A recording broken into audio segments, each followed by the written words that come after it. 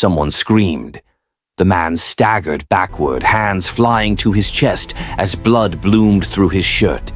He tried to speak, but only air came out. His knees buckled. He fell hard onto the asphalt, eyes wide, mouth open, staring at nothing. Cars slammed on their brakes. A woman dropped her phone. Another man shouted, "Hey, hey!" The attacker stepped away calmly, wiped his hand on his jacket, and melted into the crowd. The entire street froze. "Call an ambulance," someone yelled. "Did you see him?" another voice cried. People stood there, stunned, staring at the man bleeding out in the middle of the road. Phones came up. Some recorded. Some backed away. No one chased the killer. No one touched the victim. By the time the sirens wailed, the man was already dead. His name was Daniel Harper, and everyone saw him die. Yet, somehow, no one saw anything.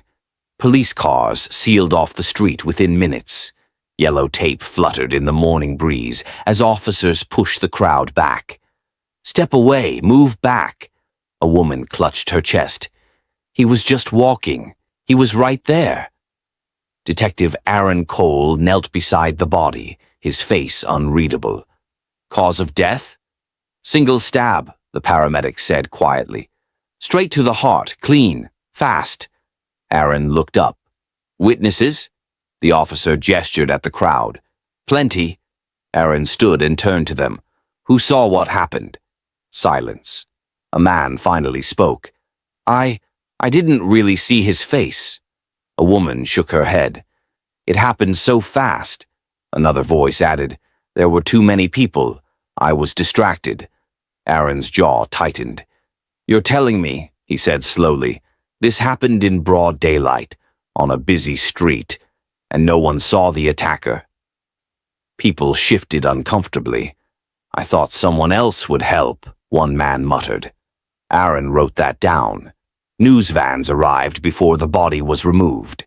By noon, the headline was everywhere.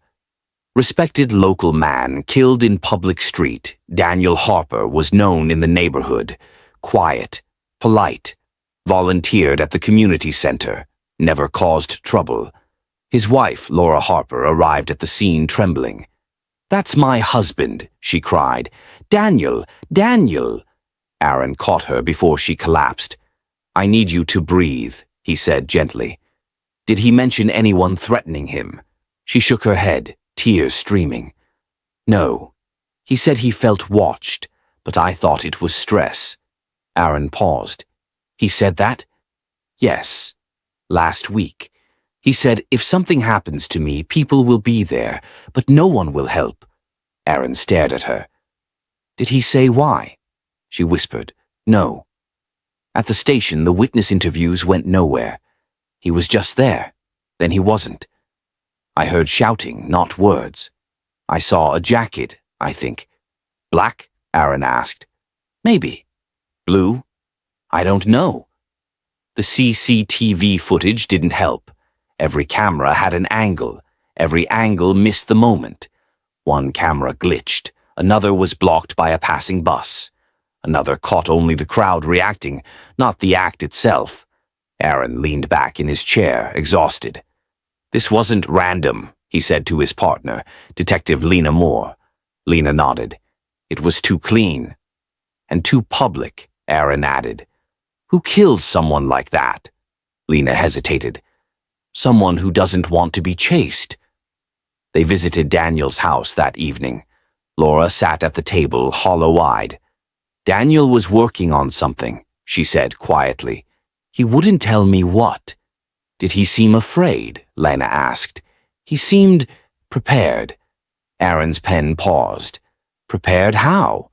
"He updated his will, cleared his email, told me where everything was." Laura swallowed. "Like he knew." The next day, the neighborhood buzzed with guilt. People avoided the street. A man told his friend, "I was right there. I could have done something." "You don't know that," the friend replied. "But I didn't even try." Aaron stood across the road, watching people walk past the spot where Daniel died. No flowers, no candles, just distance. That night, Aaron couldn't sleep. He replayed Laura's words in his head. People will be there, but no one will help.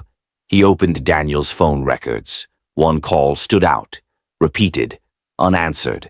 The last call made minutes before Daniel died. Aaron dialed the number. It rang once, then stopped. The next morning, Aaron and Lena brought in a behavioral specialist. Dr. Myers leaned over the case file. This killer chose this location intentionally. Why? Lena asked. Because crowds freeze, Myers replied. Responsibility dissolves. Aaron's stomach tightened. You're saying the killer relied on that? Yes, the bystander effect. People assume someone else will act. Lena whispered, so the witnesses weren't a risk. They were the plan, Myers said. Aaron stared at the photo of Daniel Harper. This wasn't about hiding, he said quietly. It was about proving a point. If you're following this story right now, pause for 1 second. Hit like, subscribe, and comment what you think the killer wanted to prove. Because what comes next makes this even more disturbing. That afternoon, a witness finally cracked. A young woman sat trembling in the interview room. I saw him, she whispered. Aaron leaned forward. Who? The killer. Lena's breath caught. He didn't run, the woman said. He looked at the crowd like he knew. Aaron felt a chill crawl up his spine. Knew what? She swallowed. That no one would stop him. Outside, the street bustled again. Life moved on. Daniel Harper's blood had been washed away, but the silence he left behind was only getting louder. And somewhere out there, the killer was waiting. Not to hide, but to be understood. Aaron didn't speak for a long moment. The young woman's hands were shaking now, fingers twisting together like she was afraid they might give her away. You're safe, Lena said gently. Just tell us what you saw. The woman swallowed hard. He bumped into me. On purpose. Aaron's eyes narrowed. Before or after? Before, she said. He brushed past me, then turned and looked right at me. Not angry, not rushed. What did he look like? Aaron asked. She closed her eyes. Normal. That's what scared me. He looked normal. Aaron felt his chest tighten. Did he say anything? Lena asked. The woman hesitated, then nodded. He said, You don't need to worry. Someone else will help. Silence filled the room. Aaron exhaled slowly. And then? Then he walked toward Daniel, and I looked away. Her voice broke. I don't know why I did that. Aaron did. The call logs finally made sense. Aaron ran the number again. This time it rang. Hello? A calm voice answered. Aaron straightened. This is Detective Cole. Who am I speaking with? A pause. You already know, the voice replied. Aaron's pulse spiked. You were the last person Daniel Harper called. Yes. Why? Aaron demanded. Because he was hoping I was wrong. Wrong about what? Another pause. That people would help. The line went dead. By evening, the pressure was unbearable. Media vans crowded the street again. Headlines shifted. Why did no one help? Neighbors avoided eye contact. Some cried. Some argued. A man shouted at a reporter, We're not killers. But the question lingered. If not killers, then what? Aaron and Lena stood outside Daniel's house as officers searched it again. In the study, they found it. An envelope labeled simply, Read if I'm gone. Inside was a handwritten letter. Daniel's handwriting was neat, deliberate. If you're reading this, then the experiment worked. Aaron's stomach dropped. Lena whispered, Experiment? Aaron kept reading. I needed to know if people would act when it mattered. I needed to know if I was wrong about us. Aaron's hands trembled. I begged him not to do it. I told him it would destroy more than one life, but he said the truth had to be undeniable. Lena looked at Aaron. Who is him? Aaron turned the page. A name stared back at him. Marcus Hale. Marcus Hale was a former behavioral science professor, dismissed years earlier for ethical violations.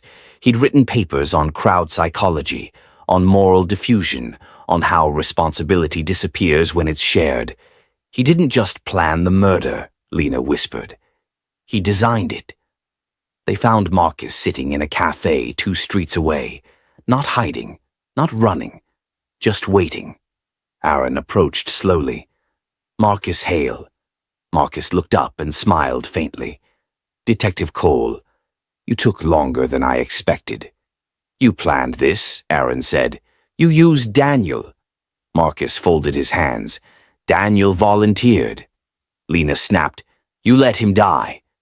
Marcus's smile faded. No, I let people choose. Aaron slammed his hands on the table. You stabbed him. Marcus nodded calmly. Yes, in front of everyone. Why? Lena demanded. Marcus leaned back. Because if I had done it in an alley, you'd blame me alone. But this way, he gestured around. Everyone is involved. Aaron's voice was low. You're sick. Marcus tilted his head. Am I? Or am I honest? At the station, Marcus didn't resist. He spoke freely. I knew no one would intervene, he said. I counted on it. You murdered a man, Aaron said. Marcus corrected him. I tested a truth. Lena shook her head, furious. People froze. That doesn't make them guilty. Marcus met her eyes. Freezing is still a choice. Silence filled the room.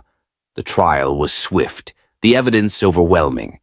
Marcus Hale was sentenced, but the neighborhood didn't celebrate, because the sentence didn't erase the question.